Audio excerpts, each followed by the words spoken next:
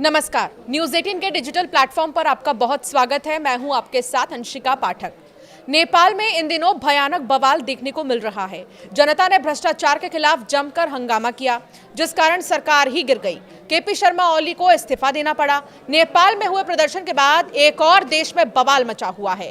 इस देश का नाम है फ्रांस। फ्रांस इन दिनों सड़कों पर अराजकता और संसद में अस्थिरता दोनों से ही जूझ रहा है। बुधवार सुबह राजधानी पेरिस और कई बड़े शहरों में पुलिस और प्रदर्शनकारियों के बीच भीषण टकराव हुआ। ब्लॉक एवरीथिंग नाम से शुरू हुए इस अभियान ने पूरे देश में परिवहन व्यवस्था को अस्त व्यस्त कर दिया। पेरिस में अकेले 200 से ज्यादा लोगों को गिरफ्तार किया गया। नकाबपोश प्रदर्शनकारियों ने जगह जगह कचरे के डिब्बे और बैरिकेड्स लगाकर सड़कें जाम कर दी हैं। बोर्दो और मर्सिले जैसे शहरों में भीड़ ने चौराहे को घेर लिया।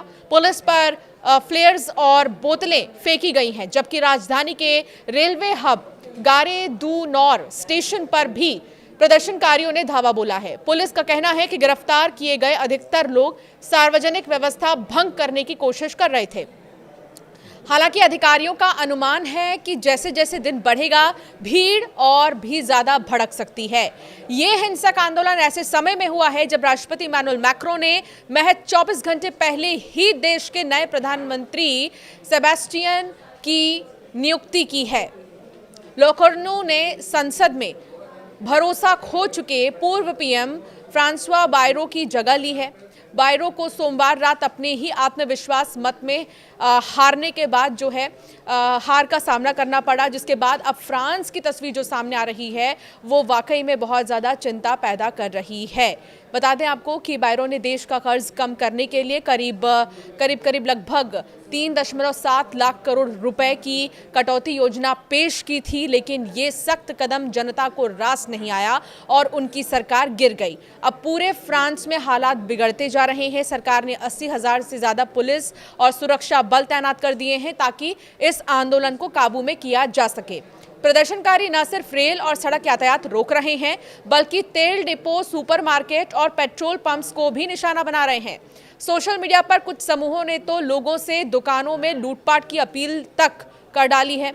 ये नया आंदोलन फ्रांस के कुख्यात येलो वेस्ट आंदोलन की याद दिला रहा है, जिसने कुछ साल पहले मैक्रों को अपनी नीतियों में बदलाव करने पर मजबूर कर दिया था। फ्रांस की राजनीति में बजट हमेशा टकराव का बड़ा कारण रहा है। हर साल इसके जरिए ये तय होता है कि सरकार किन क्षेत्रों पर खर्च बढ़ाएगी और कहां कटौती करेगी, और यही सत्ता पक्ष और विपक्ष के बीच खींचतान की जड़ बनता है। पिछले साल 2024 में भी यही हुआ। प्रधानमंत्री मिशेल बर्नियर ने संसद में बजट पेश किया था। उसके बाद धीरे धीरे लोगों की जो नाराजगी है वो सामने आने लगी थी। पिछले साल की ही बात हम कर रहे हैं। उन्होंने पेश किया, लेकिन उस पर भारी विवाद खड़ा हो गया। वामपंथी दलों ने आरोप लगाया कि बजट गरीब और आम जनता के खिलाफ है, क्योंकि इसमें सामाजिक कल्याण योजनाओं में कटौती की गई है। दूसरी तरफ दक्षिणपंथी दलों को शिकायत थी कि टैक्स और जो वित्तीय नीतियां हैं उनके हितों पर चोट करती है। आमतौर पर एक दूसरे के धुर विरोधी ये दोनों खेमे इस बार सरकार के खिलाफ एकजुट हो गए हैं।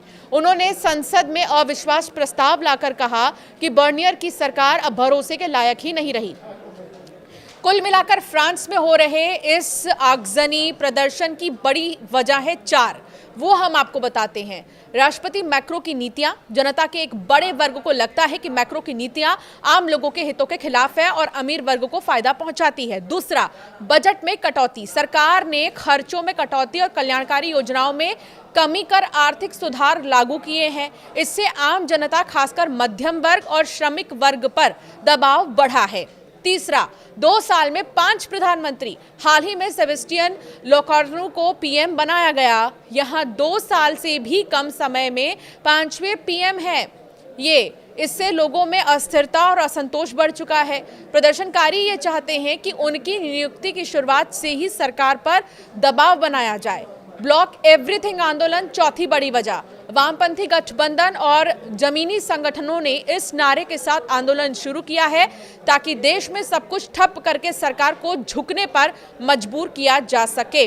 तो फिलहाल नेपाल के बाद आप देखेंगे फ्रांस में भी ऐसे ही जो लोग हैं वो विरोध कर रहे हैं सरकार की नीतियों को लेकर, और उनके हाल ही में पेश किए गए बजट को लेकर बहुत ज्यादा गुस्सा, नाराजगी लोगों की दिखाई दे रही है, जो 2024 में भी देखने को मिली थी। अब सवाल ये है कि आखिर अब ये प्रदर्शन कब खत्म होगा, आखिर कैसे इस पूरे मसले को सुलझाया जाएगा। आपकी क्या राय है इस पर, हमें जरूर कमेंट कर बताएं।